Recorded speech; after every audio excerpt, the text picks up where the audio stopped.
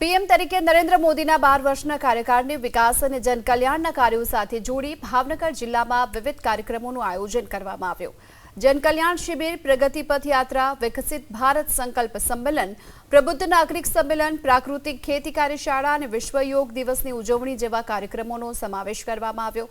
ભાવનગર મનપા વિસ્તાર અને જિલ્લાના તમામ તાલુકાઓના ગ્રામ્ય વિસ્તારોમાં પણ આ વિવિધ કાર્યક્રમો યોજાશે। ત્યારે કાર્યક્રમોની તૈયારીના ભાગરૂપે સર્કિટ હાઉસ પર પ્રભારી મંત્રી કૌશિક વેકરિયા અને કૃષિ મંત્રી જીતુ વાઘાણીની અધ્યક્ષતામાં સમીક્ષા બેઠક થઈ, જેમાં મેયર ઉષાબેન તરલેજા, ધારાસભ્ય, શહેર જિલ્લા ભાજપ પ્રમુખ સહિતના આગેવાનો અને મોટી સંખ્યામાં કાર્યકર્તાઓ ઉપસ્થિત રહ્યા।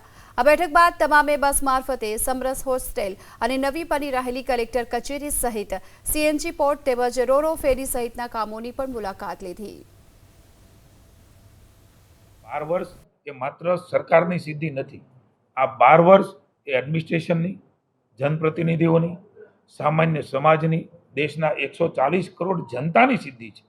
એમણે જો સહયોગ ન કર્યો હોય, એમણે આશીર્વાદ ન આપ્યા હોય, એમણે યોજનાઓ ન સ્વીકારી હોય, એમણે જન આંદોલન તરીકે સામાજિક કામો એ ન લીધા હોય તો ક્યારેય એ સફળતા ન મળે, આવું માનનીય મોદી સાહેબ પણ માને છે, ભૂપેન્દ્રભાઈ પણ માને છે, અમે પણ માનીએ છીએ। એટલે દેશની જનતાનો, ગુજરાતની જનતાનો, ભાવનગરની જનતાનો આ અવિરત વણથંભી વિકાસ યાત્રામાં ખૂબ મોટો સિંહ ફાળો છે, ત્યારે એમનો આભાર અને ઋણ સ્વીકાર।